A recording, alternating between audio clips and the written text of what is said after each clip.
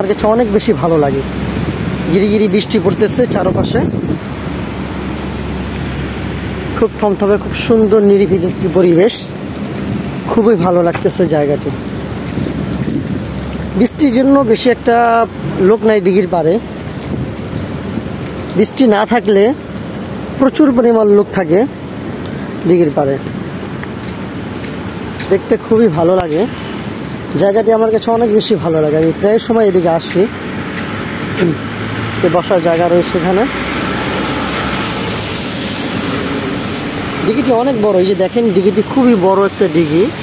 হ্যাঁ, এই দিঘিটাতে প্রচুর পরিমাণ মাছ রয়েছে এখানে,